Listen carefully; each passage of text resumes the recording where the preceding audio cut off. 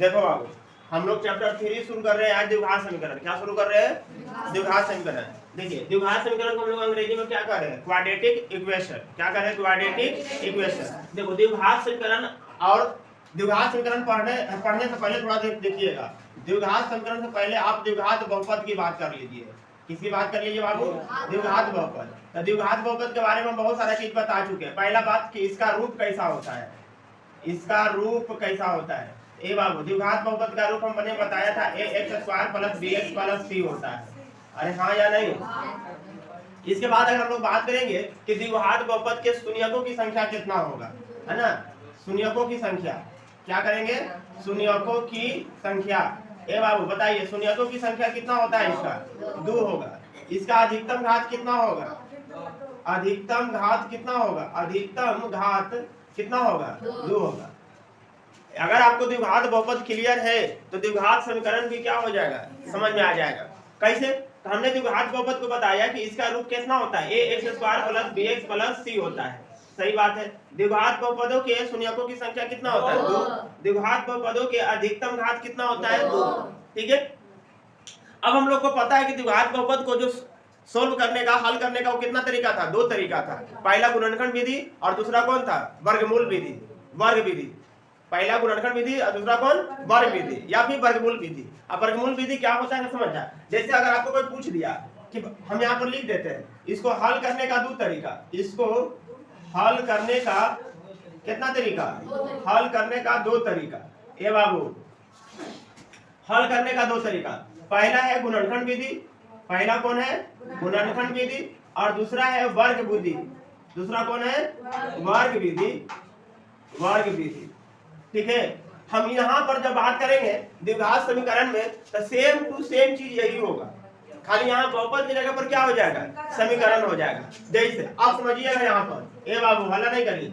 जैसे हमने यहाँ पर ले लिया कि द्विघात समीकरण, द्विघात समीकरण। अब आपसे क्वेश्चन यही पूछ ले जाएगा कि बताइए बाबू रे, बताइए बहुपद और समीकरण में क्या अंतर है? बहुपद और समीकरण में क्या अंतर है? तो देखिएगा, समझिएगा। हम अगर पाएगा छोटा सा प्रश्न देते थे। क्या प्रश्न देते? हमने यहाँ पर पूछ दिया कि 2x + 5 और 2x + 5 बराबर कितना? 0। इसमें बताइए कौन बहुपद और कौन समीकरण?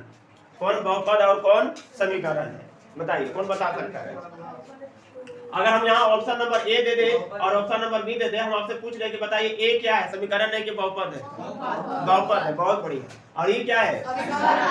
समीकरण है। कैसे पता चल गया? पता इसलिए चल गया कि इक्वल टू क्या है? 0 है। इक्वल टू क्या है? 0 है। बहुत से यही पकड़ लिया, तुम तो पकड़ लिया। हम बता रहे कि जब द्विघात बहुपद को इक्वल के सापेक्ष, इक्वल के सापेक्ष या द्विघात बहुपद को शून्य के सापेक्ष या द्विघात बहुपद को शून्य के बराबर जब कर देते हैं तो बहुपद नहीं रहकर क्या में बदल जाता है? समीकरण में बदल जाता है। जैसे यहाँ देखिए 2x + 5 ये हमारा क्या था? बहुपद था। लेकिन जब इसको शून्य के इक्वल कर दिए, शून्य के बराबर कर दिए तो बदल के कुछ में हो गया? समीकरण में हो गया। बात यहाँ पर भी वही है। आपसे कोई पूछेगा कि द्विघात बहुपद का तो फॉर्म ई होता है ax² + bx + c। तो द्विघात समीकरण का क्या होगा? तो आपको याद है कि ax² + bx + c जब द्विघात बहुपद का होता है तो सर बताया था कि इक्वल के 0 होना चाहिए। इक्वल टू क्या होना चाहिए?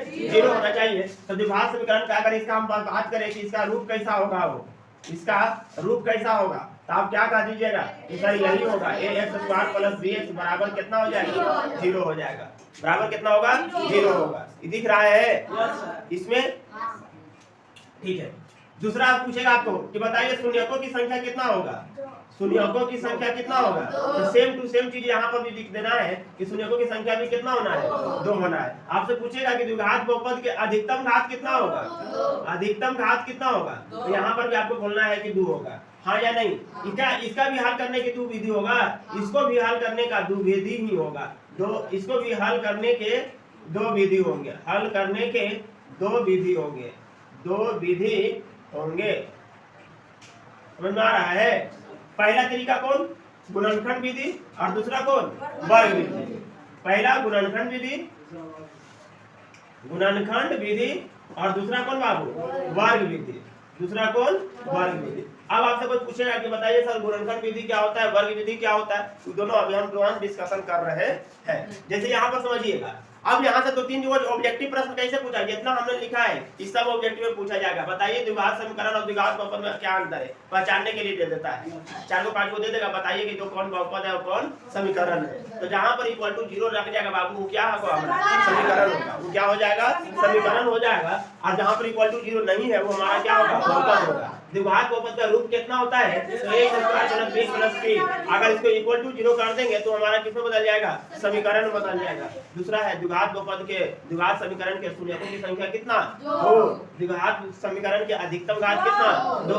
इसका भी हल करने का कितना तरीका है, 2 तरीका है, गुणनफल विधि और भाग विधि। इसको नोट डाउन करिए, हम आपको तुरंत जल्दी से क्या कर देते हैं, आगे बता देते हैं। देखिए हम लोगों को पता है बाबू कि द्विघात समीकरण क्या हो रहा है। द्विघात समीकरण हमारा यही हो रहा है, ax² + bx + c बराबर क्या हो रहा है, 0। अब यहाँ से थोड़ा सा समझिएगा, हमने बोला कि द्विघात समीकरण का अधिकतम घात कितना होना चाहिए, 2। तो अगर अधिकतम घात 2 होना चाहिए तो अधिकतम घात हमको कौन दिख रहा है, x² वाला। तो अगर x² वाला अगर अधिकतम घात है तो इसका जो गुणांक हमारा कौन है, x² का गुणांक कौन है हमारा, x² का गुणांक हमारा a है। तो क्या a कभी 0 हो जाएगा, नहीं। क्यों नहीं होगा सर, कि अगर a हमारा 0 हो जाएगा तो ये पूरा को क्या कर देगा, 0 कर देगा। अब अगर जब पूरा को 0 कर देगा तो हमारे पास केवल bx + c बच जाएगा, बराबर क्या बच जाएगा, 0। तो bx + c बराबर 0 बचेगा तो क्या हमारा ये द्विघात बहुपद है, द्विघात समीकरण है, नहीं है। जब द्विघात बहुपद नहीं है तो द्विघात समीकरण भी नहीं होगा, अरे हाँ या नहीं। तो यहाँ से हम लोगों को एक कंडीशन तो निकल कर आ रहा है सर कि द्विघात समीकरण ax² + bx + c होता है ना। इसमें जो है a not = क्या होगा, 0 होगा। पहला बात, a not = क्या होगा, 0 होगा। अब कहिएगा सर a not = 0 हम मान गए, बाकी सब 0 हो सकता है भैया, बाकी सब 0 हो सकता है, उससे कोई हमको लेना देना नहीं है। जैसे अगर हम एग्जांपल यहाँ पर दे दे कि बताइए 5x² + 6 बराबर 0, क्या द्विघात समीकरण है, बिल्कुल द्विघात समीकरण है, क्योंकि हमको पावर 2 दिख रहा है, पावर 2 दिख रहा है। हमने ही बोला कि ई तो हमारा स्टैंडर्ड रूप होता है, स्टैंडर्ड रूप मतलब व्यापक रूप, इस रूप में होना चाहिए। लेकिन अगर इस रूप में नहीं है तो कम से कम इसको तो दिखना चाहिए ना कि पावर 2 है। बाकी ये दोनों 0 हो जाए उससे कोई लेना देना हमको नहीं है। जैसे ये भी हमारा द्विघात समीकरण है, ये पहला। दूसरा हम लोग अगर ऐसा ले ले 5x² + 3x बराबर कितना, 0, क्या ये हमारा द्विघात समीकरण है, ये भी है सर। अगर हम लोग तीसरा ऐसा ले ले 5x² + 6x + 1 बराबर कितना, 0, ये द्विघात समीकरण है। ये तो बेटा एकदम इस रूप में दिख ही रहा है जेंटलमैन की तरह। तो जेंटलमैन की तरह तो ये है, इसमें जेंटलमैन में क्या है, इसमें वजह ये सी नहीं है, कोई बात नहीं, तुम हो, है ना। यहाँ पर कह रहा है कि सी नहीं है, बी तो नहीं है, सी है लेकिन बी नहीं है, कोई बात नहीं, तुम तो हो। परिवार तो द्विघात समीकरण का ही है तुम, है ना। बरसाती बात है क्या है कि 3 गो भाई था, एगो भाई रह रहा है, एगो भाई नहीं रह रहा है, भाई तो करा लाएगा ना। यहाँ पर भी देखो 2 गो भाई बचा हुआ, तीसरा भाई गायब है। यहाँ पर देखो दूसरा भाई है, तीसरा भाई गायब है, और यहाँ पर तीनों भाई उपस्थित हो गया, कोई बात नहीं, टेंशन क्या लेना है। तो पहला बात तुमको ये समझ में आया कि यहाँ पर a not = 0 नहीं होगा। दूसरा बात, द्विघात समीकरण का हल समुच्चय हमेशा वास्तविक संख्या होता है। हमेशा क्या होता है बाबू, वास्तविक संख्या होता है। अभी वास्तविक संख्या का मतलब क्या हो गया तो समझिएगा। वास्तविक संख्या केकरा कहते हैं, रियल नंबर को। और रियल नंबर हम लोग चैप्टर 1 में पढ़ चुके हैं।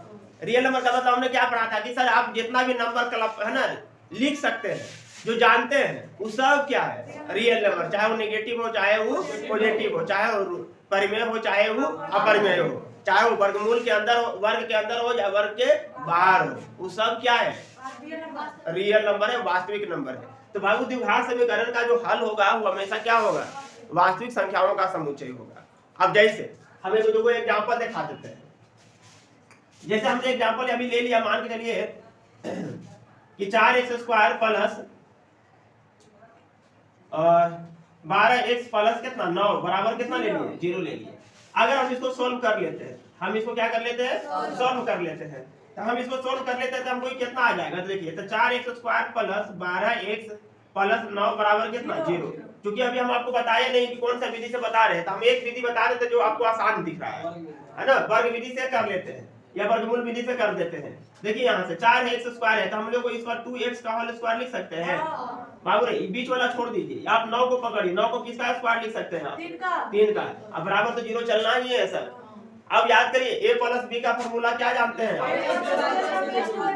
a² plus b² plus 2ab। बहुत बढ़िया। हम यहाँ पर देखिए, यहाँ पर एक स्क्वायर लिख दिए, प्लस क्या है 2ab, तो 2 अपना मन से, अच्छा a की जगह पर कितना है 2x और b की जगह पर कितना है 3। देखो तो 3 दूनी की 6, 6 दूनी कितना हो गया 22। इसका मतलब है कि हम इस पूरा को 2x प्लस 3 का होल स्क्वायर लिख सकते हैं, हाँ या नहीं? क्योंकि इसका अगर हम लोग तोड़ेंगे a प्लस b का होल स्क्वायर पर तो ये चीज वाला लिखा आ जाएगा, हाँ या ना? अगर ये चीज लिखा हुआ आ जाएगा इसका मतलब है 2 बार लिखा हुआ है तो 2x प्लस 3, 2 बार इसको लिख देते हैं 2x प्लस 3 और बराबर कितना 0। इसका मतलब क्या है कि इतना बराबर भी 0 और इतना बराबर भी क्या 0, यानी 2x प्लस 3 बराबर 0 और 2x प्लस 3 बराबर भी क्या 0। ए बाबू 2x बराबर कितना 0 माइनस 3, तो x बराबर कितना -3 और नीचे आ जाएगा कितना बटा 2। यही चीज यहाँ पर भी होगा क्योंकि सेम टू चीज है, तो x का वैल्यू कितना हो गया -3 बटा 2, -3 बटा 2।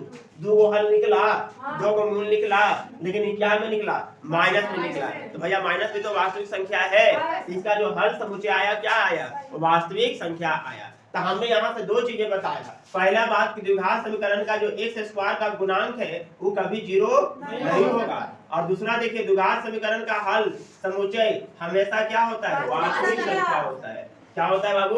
वास्तविक संख्या होता है। बोलो यहाँ तक कोई दिक्कत नहीं सर। ये 2 प्रश्न अगर आपको समझ में आ गया तो ये एक्सरसाइज बनना क्या हो जाएगा शुरू हो जाएगा।